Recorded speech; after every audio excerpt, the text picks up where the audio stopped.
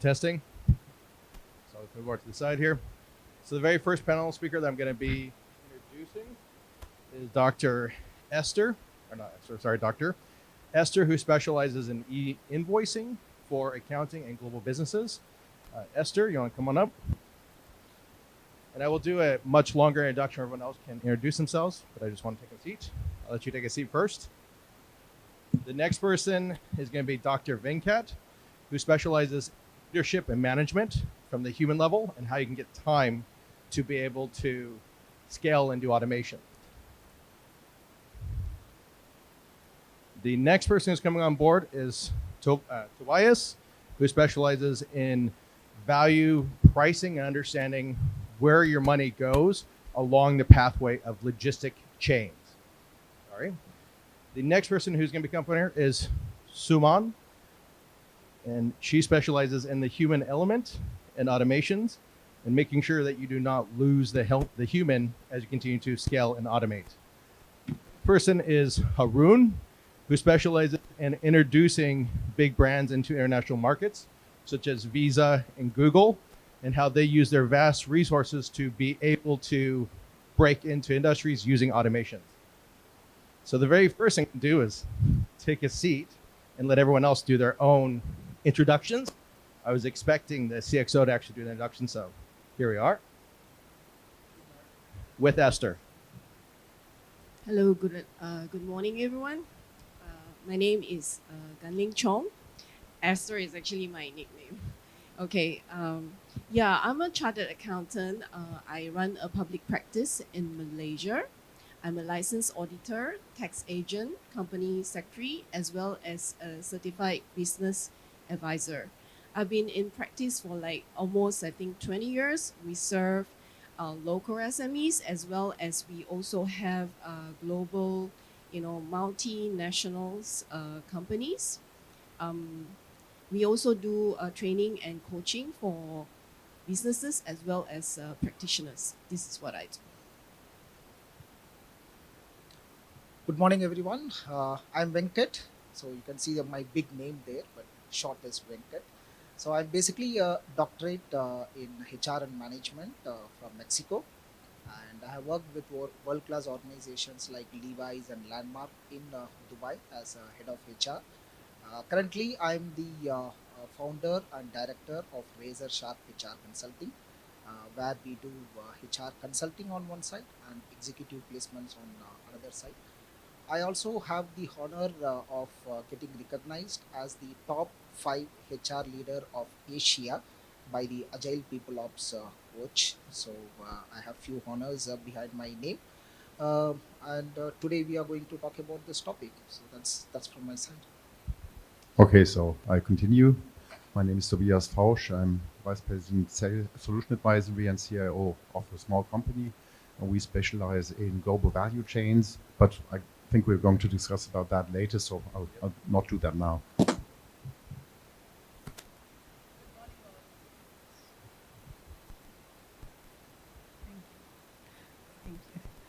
Good morning, all. I'm Dr. Suman Rangabhashyam from India. I travel extensively. I'm a professor of finance and marketing and a business coach by passion. I'm a TEDx speaker and an author, and I automate all my systems, whether it's marketing, whether it's HR, whether it is connecting with people, whatever be it. I automate all my system, and I feel I have a global business today sitting in India. Looking forward to connecting with you. Thank you so much. I'm good. So Haroon here. If you ask ChatGPT what's the #1 sales development agency in Singapore to help tech businesses expand in Asia Pacific, SDR is going to come up. I think if you ask Perplexity, DeepSeek, the same thing, you'll get the same answer. So that's a decade of helping large brands like Visa, Google Cloud, etc., expand in Asia Pacific. And yeah. All right. Well, let's begin with this. Hopefully the mic is actually working here. So I'm going to begin with the automation and scaling at a global level. And the very first I'm going to start with is going to be talking about compliance, e-invoicing, receiving funds, but how do you do it at a global level, dealing with multiple different countries and compliances? So please begin. Okay. E-invoicing is the foundation of automation because it's standardized on one document that drives business processes. Um, yeah. Uh, if once the invoice is structured, um, validated real time, and everything around it becomes automated as well. Your order to cash, your procurement to payment, your reconciliation, your tax reporting, as well as your audit readiness. But most company here, they treat e-invoicing like a tax obligation. Even international organization, they treat this as like a country to country IT project. Yes. So but when CEO and CFO they understand this global shift, their thinking will shift. They will then treat this like an automation catalyst. Yes, because I think when government receive your clean data instantly, um, uh, it forces you to clean up your internal process and also reduce manual processes and also eliminate bottlenecks. So the advantage of automation is actually visibility, because I think with structured data, business leaders can actually get real time insights into performance and cash flow. With automation, company can actually scale without increasing their headcounts, and this is actually not about complying to the law, but it's actually more towards transforming business to improve their business operation. There was a conversation I had earlier with you talking about compliance and how do you maintain compliance when all these countries are changing all the rules, regulations, and you're in the middle doing mid implementation, and all of a sudden the compliance has changed. And you had a really good response as to how you handle that compliance adjustment and changes. Yeah, we actually, because I think right now, because everything is very new and the mandate is very new, so a lot of companies are very unsure and they actually need some guidance. And there are, there are nobody's like help them to consolidate everything and to help them, to take a holistic approach into this automation thing. So that's why we actually come up with a 3C framework to help business, to guide business owners on a holistic approach, how to tackle this part.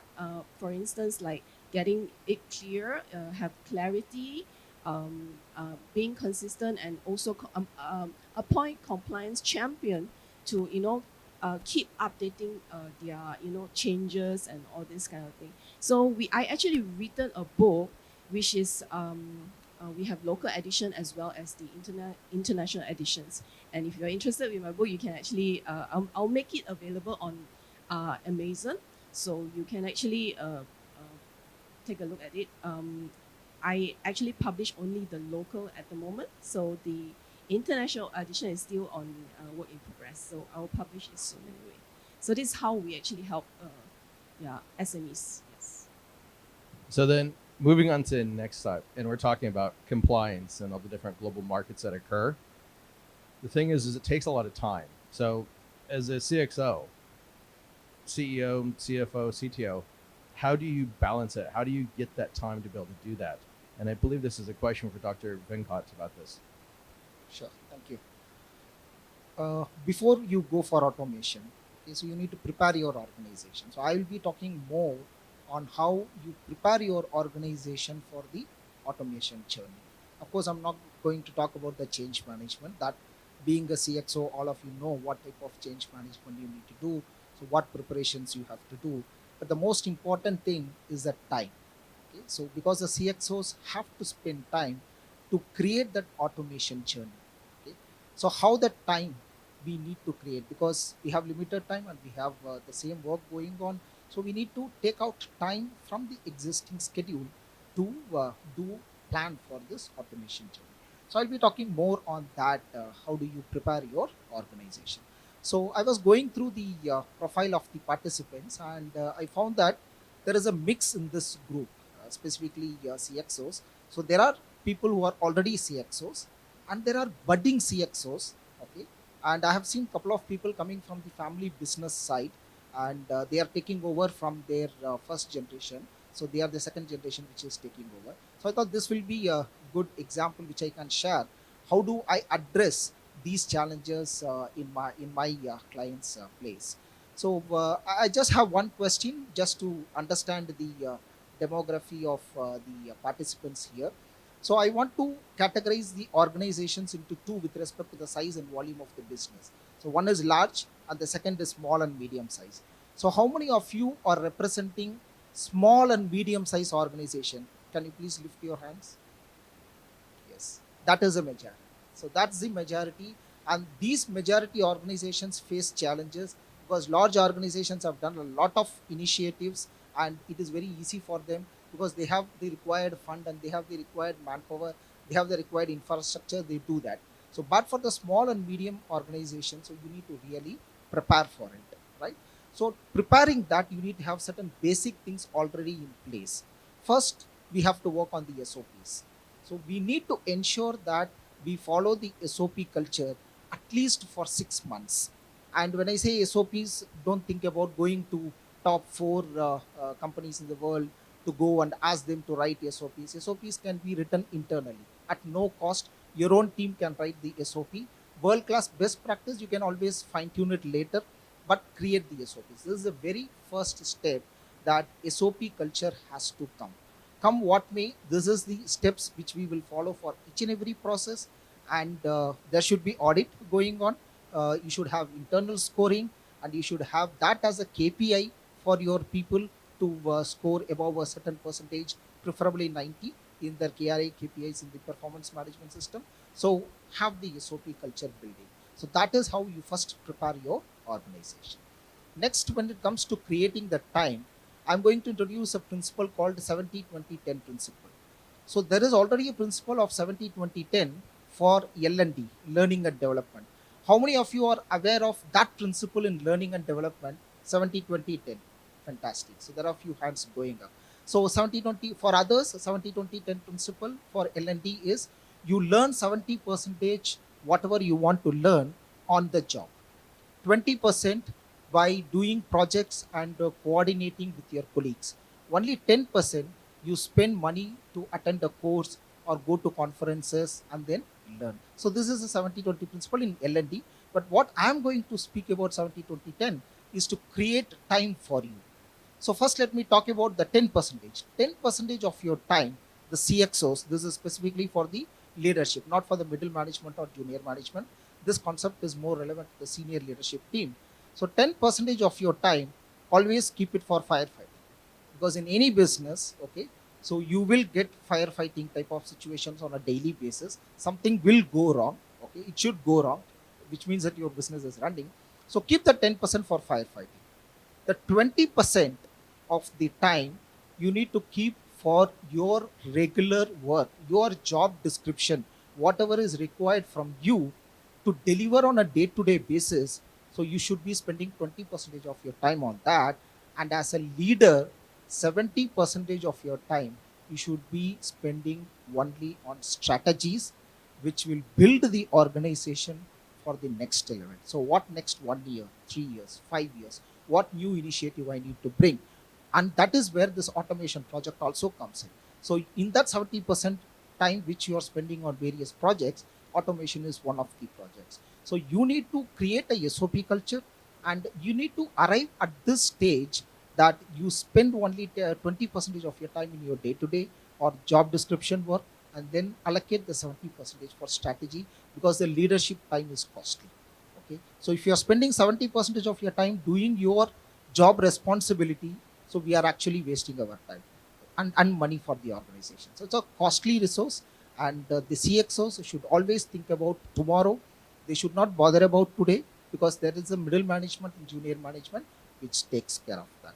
So preparing the organization. So quick summary is SOPs. and then ensure that you follow the 70-20-10 principle, and that's how we create time for these CXOs. All right. So we've gone into the percentages of time, how to manage what you should be doing, 10% here, 20% here. But the thing is when you're doing these automations and you're getting them involved into your business, especially if you're an international company, how do you ensure, as you're putting all these international bits and pieces and automations in together, that there's still money left at the end of the day, at the end of the table? Those value chains that are so important to understanding where you're losing money. How should you be managing to ensure you have money at the very end? And I believe this is a wonderful question for Tobias here to answer. Yes, that's exactly what we work on. So thank you for that question. E-invoicing is about turnover. Having SOPs is how to automate. But in the end, if you have a global company and you produce a good and you sell it, that does not necessarily mean that you know whether you earn money. Because just to take a very simple example, the last entity actually selling the product is resale minus. So turnover minus their local costs, minus their EBIT expectation equals transfer price. That has nothing to do with the cost of goods. And if you have an intermediate company, which is an affiliate, buying products from within the corporation and selling it within the corporation, you have cost of goods sold, but you don't know about the margins of the other previous steps because you don't even know how many steps there were. So what we have done is we have an automated process, and this is where it comes into play, where you have a cradle to gate global BOM, as we call it, bill of material. You really collect all the data that you have from purchasing material, producing the good, selling it within your corporation, finally selling it to the market, and you track the local costs, which are the ones you need for a legal entity, but also the consolidated costs. And having that as an automated process helps you to understand where do you win money, where do you lose money, and you can start optimizing your processes, which is what automation is all about. If you want to have lots of data, you want to have an understanding of what is going on, you will not be able to do that without automation. So one of my questions with the automation and the data, so part of my business is understanding how to take vast amounts of data and pulling insights from it. But when we're doing it at a international level, how do you see AI working within the systems where you have lots of data but lots of moving parts? How would AI assist in those for people who are managing not only just locally but across several different countries? Well, first of all, I don't really like the word AI because I don't see any intelligence. I see statistics. Agreed. I see statistics. But if you have a problem like the one we look at, which has lots of data, which has high quality data, even if you have some glitches which you need to take care of. But in general, you do know what is happening in your corporations. So you have a lot of data, good data, well, that's perfect for statistics. And this is basically what AI is all about. So you can have these tools in helping you to analyze the data on a totally different level because you can look at correlations. You have more dimensions you can look at than you would do like in an Excel spreadsheet or in any report that you can think of. I do agree. There's definitely no intelligence in it. It's a large language model, but we all use the term AI because that's a marketing term that people can understand, but it is a large language model. So moving on to the technology side of things, and I believe this is a really good question for a gentleman who has helped companies like Visa and Google move into other markets, and understanding they have these massive resources to be able to leverage AI and automation. And how are they using that technology to leverage into these very competitive markets? And this is a question for Haroon. So, really good question, and I'll challenge both of you on the intelligence in AI. But let me ask just a question to the audience, because we've learned just now that majority here is small and medium-sized business owners. Now, how many of you have tried expanding your business into a different market other than your home market? Okay, so interestingly, very few try to go cross-border, but okay, so when you're going cross-border, I'm presuming the first thing you try to do is you try to research a little bit on the new market. You try to find similarities between your home market. It's something that we're taught in business school, right?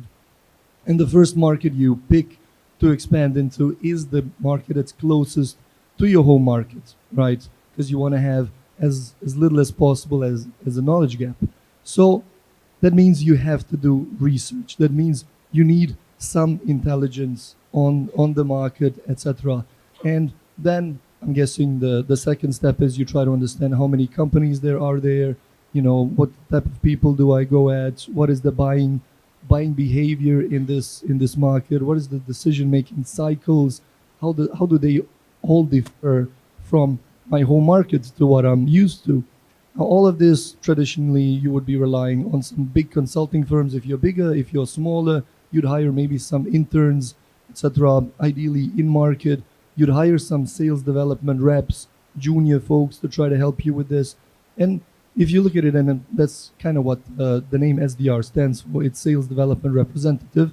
Now we use, and to your question, like how Google, how Visa, Fastly, so many other Fortune 500 companies, what they started doing in the last few years with the rise of AI is they started relying on us to build AI agents for them that take two things. One, their entire knowledge on all the markets that they expanded into. So you load it into AI. So we create a bespoke agent for them. And then we take all the knowledge of the 51 companies that we've helped to expand in those certain markets, and we load that as well into it, and we get what we call statistics. You call it intelligence, you can call it statistics, but it's essentially data that gives ideally an intelligent human, right, some intel, some actionable insights into, okay, where do I place my bets into? That's one. And then the second step, what they do is, okay, these AI agents that we now created to do research on those particular markets, can we have them do the top of the funnel? That means that initial outreach towards these companies. So we integrate these bots with LinkedIn Sales Navigator, with Salesforce, or with HubSpot Sales Hub, etc. Zoom Info to look for their emails, etc., etc.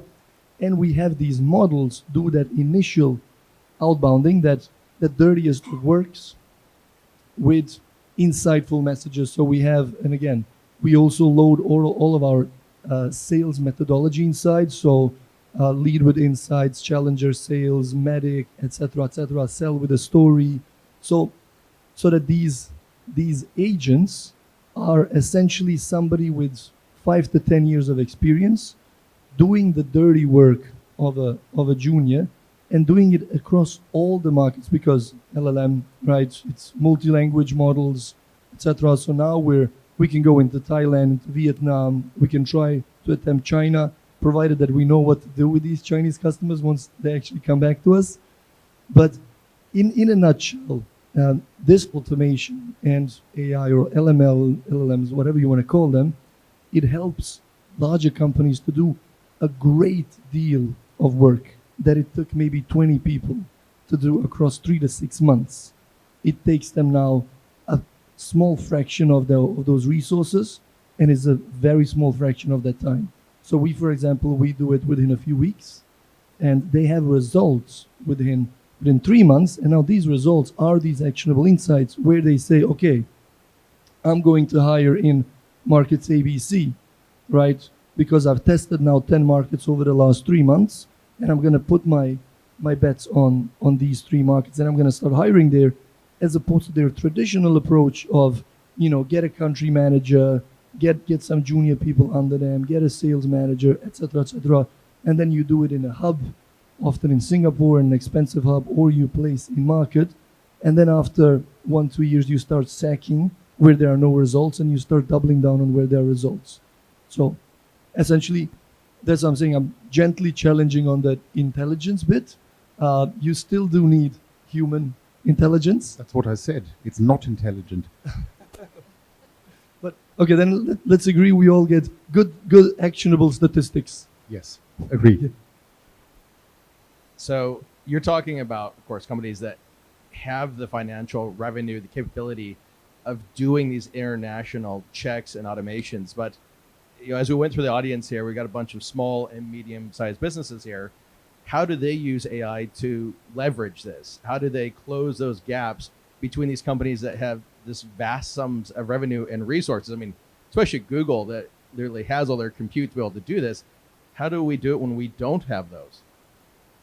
So good question. And if you remember me saying that now these companies can do it with a fraction of a price, right? And that means that it is like AI has bridged that gap between David and Goliath. It literally every David has the opportunity to become a Goliath, right? Again, you need human intelligence. You need to be able to position yourself as a Goliath, because again, people cross borders, they mostly buy still from Goliaths, right? But you actually have that capability within you with a few $1,000 a month, right? You can actually make an impact in a new market and be able to say, okay, I want to place my bets into this market. So,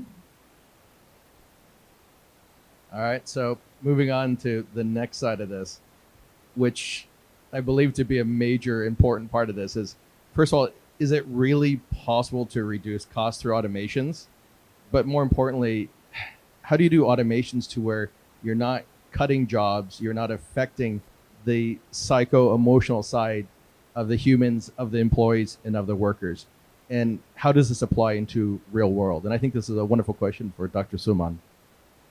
Thank you so much, Derek. That's my pet question. And since we have a majority of the crowd today dealing with medium and small size companies, I think we need to move on. That myth that AI is replacing human needs to be eliminated. And I'll delve a little deeper into this to tell you what I mean.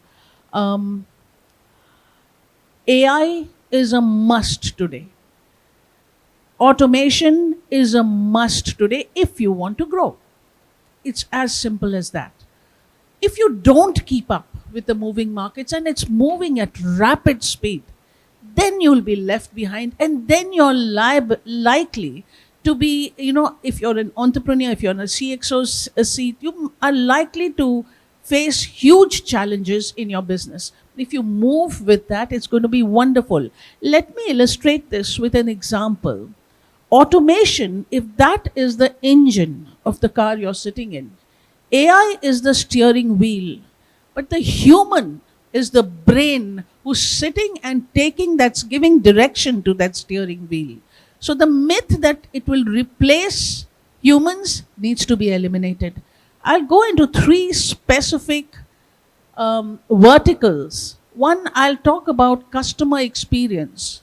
Today, we all are aware of it. AI emboldened bots are there to give human experience a quick response, a fast response, increasing human satisfaction. And what I mean by that is the frequently asked questions, or when a person connects to your company, if you have a bot answering that question, which is powered by AI, a lot of the routine and mundane work is removed from your plate. What do you do with yourself, or what does the person do who was handling this in the yesteryears? He moves on and he talks about strategy. He looks at the large data, the big data as we call it today, and he can then talk about strategy. So there is a shift, but there is definitely not elimination. That is just one part of it. Look at what it's doing to finance. Today, finance has moved to predictive instead of reactive. In the yesteryears, you handled a cash crunch when you actually came to it. And then your finance wizard, your accountants and your CFOs were busy handling that cash crunch. As a leader of your company, as a CXO of your company, you joined the bandwagon. Look at the man hours that were wasted. Look at the finances that were wasted. Today, with AI emboldened, again, AI-powered systems in the finance space, it is extremely easy to predict something that is going to happen.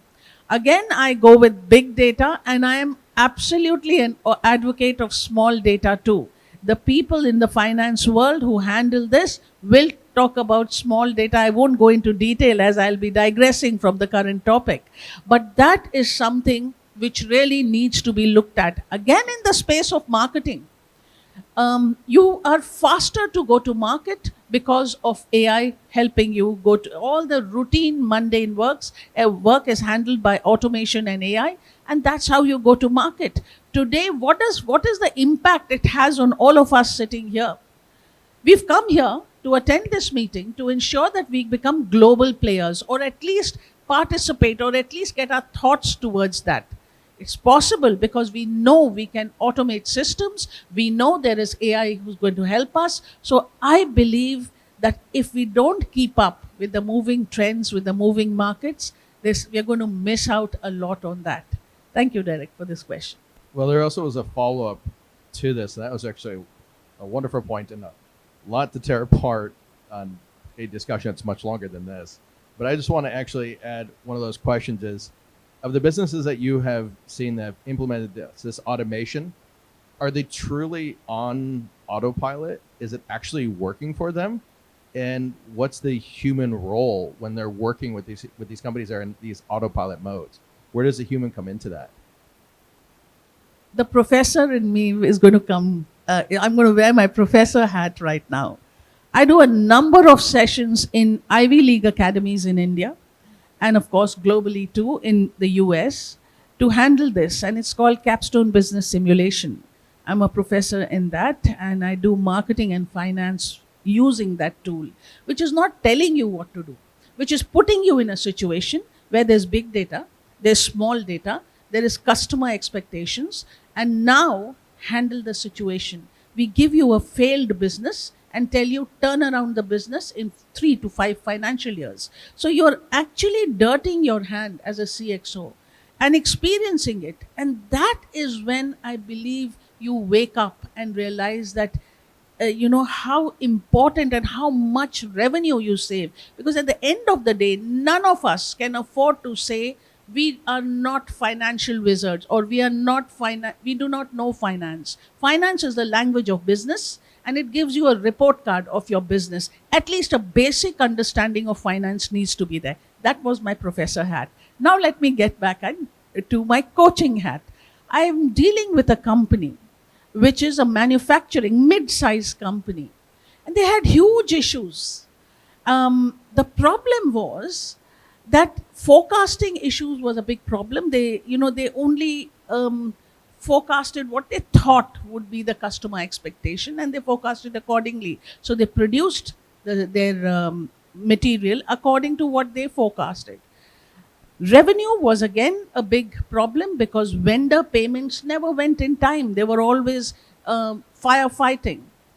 Similarly, there were issues with production. In the production line, how much do you produce? At what stage do you produce? Is it available for marketing? So production got clubbed with marketing. These were the issues that they were facing. And then they went into automation. There was a lot of debate and dilemma. We are mid-size. Should we wait for the market to grow? Should we wait for our revenue to grow? Because we are spending this much and we have to make the payments. But they took the plunge and they went in for automation. 18% revenue saving was what they got. And I'm telling you, facts and figures was what they achieved because of automation. So yes, a need to automate, a need to bring AI into your systems is a must. It is not one size fit all. Depending on your background, the size of your company, the nature of your business, you take a call. But it's a must. And Derek, I'm a firm believer that if we do not do that, we get left behind. Thank you for that question there. Yep. So what I'm going to do is I'm just going to go along for each of our panelists and just ask for a quick takeaway, because there's a lot of information that's been on here. We're talking about compliance because as this whole thing has been about how to work smarter, scale faster, and save time, it's also ensuring that you stay compliant, that you're not causing issues within the government, that you're also being able to stay ahead of the automation, the time with our very busy schedules as CXOs of businesses, and ensuring that we've got money along the way, that we're not losing it through all these automations, ensuring we're not losing the human as well as we're scaling ourselves up, and that we're able to understand the markets that are penetrating here, which Haroon did a really good job in explaining it. but I'm going to open up for quick takeaways, things that businesses can do now and that are simple. Like, what should we know? What should we be looking for? I'll open up with you. Okay, I just want to make it simple and leave a thought for you. So if you automate your e-invoicing, you automate your organization. When you automate your organization, you accelerate growth. When you accelerate growth, you actually build a business that lasts. That's for me. Thank you. Dr. Venkat? I'm not going to give one, but I will give two takeaways. And these are not takeaways, and please consider this as assignments. Okay, so two assignments for the participants.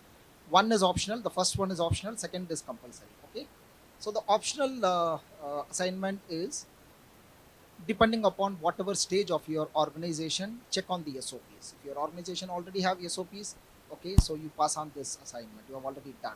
If your organization doesn't have SOP, so please start the process of SOP immediately. So this is the first assignment. The second assignment, which is very compulsory, is evaluate yourself, audit yourself, and then you see where are you standing against the 70-20-10. Okay, so 10 is a firefighting. Today you could be firefighting 40%, 50%, and the balance 40%, 50% you could be spending your time on a day-to-day work, and only 10% on strategy. So your actual data can be upside down. Okay, instead of 70-20-10, it could be 10-20-70. No problem. Okay, that's how everyone starts. But make sure that you reach closer to this number. It is not a very difficult task, and most of the bigger organizations have achieved this, and we have implemented this in Levi's, which is a global organization which is present in more than 150 countries. We have implemented this, and all the CXOs, they have 5 KRAs, in which only one is operational efficiency, which is their complete job description. Okay, everything what they are supposed to do is covered in one KRA, and the balance 4 is project 1, project 2, project 3, project 4, what they are supposed to do new, so that the organization can be taken to the next level. Globally, across 150 countries, all the CXOs of Levi's, this is how their KRAs are structured. So this is the second assignment. It could take some time, it could take few months, but please take up this assignment seriously. Thank you. And Tobias? We talked a lot about AI and starting with AI. I just want to make sure that you will have to retrain your AI in the long run, because if you ask the same question too often, you will bias your system. The system will be inclined to give the same answer if it doesn't make sense, because the AI as such has no understanding, it's not intelligent. And therefore, if you have installed AI, at that time it should be unbiased because you took care in making it correctly, but then you cannot assume that it will stay unbiased for the rest of its lifetime. So that's one of the tasks that you will have to consider, because as you rightly said, AI is here to stay. And so if it's to stay, you have to look at it long term. And Dr. Suman? Thank you so much. So earlier, Google was the largest search engine. Then it became YouTube. Today, go to ChatGPT and have a look at which is the largest search engine. The pace at which it's changing, it's phenomenal. I want to leave you with one lingering thought. If you're wondering what systems to plug into your business, depending on the nature and size of your business, just go to YouTube and search for it, or go to ChatGPT and tell ChatGPT, this is my business, what should I do to accelerate or to increase my revenue? I also want to say there is something known as prompt engineering, which seems to be used much in vogue these days. So, like he said, intelligence is what you have to teach the machine. At the end of the day, prompt engineering is here to stay. Please go and ask ChatGPT, what is prompt engineering? What is the prompt I should give based on my background? Plug in your website, your YouTube profile, your LinkedIn profile, whatever you can to ChatGPT, and watch the answer it gives you. It becomes you and becomes your assistant. Please make AI your assistant. Thank you so much. And finally, Dr. Haroon? I'm probably the only non-doctor here. That's fine. That's fine. I'll take it. So it's not so much of a takeaway as it is a thought for all of us to carry home. So we've all heard about the concept born global. We learned about it in business school. We read about it, etc. And I'm sure most of us, when we start a business, we envision, running a global business, cross borders, etc. Yet when I asked the question earlier, how many of us or of you have actually attempted expanding across borders? 3 people out of the whole room raised their hand, and I understand we're SME founders, but I think 3 out of so many is far too little. So just basically, I want to reiterate the fact that now, with the closed gap between David and Goliath, utilizing AI and human intelligence, we all can become born globals. And yes, I've been talking a lot about large MNCs, Visa, etc. But I've also helped a number of startups that raised $1 million, $2 million in seed Series A from Finland and then expanded into 8 markets.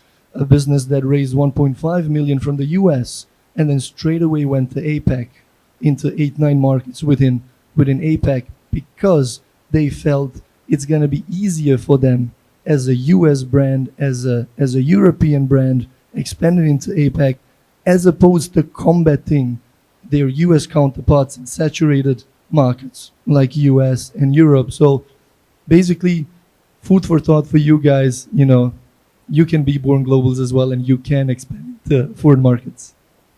Well, I see as I'm looking at our clock, we're about 20 seconds, but hopefully they'll let us take a couple questions. Okay from the audience or not? One question. We get one question. Anybody want to go? Guess not. All right, so we'll conclude our panel. Thank you very much. And thank you to all the panels who arrived and came here.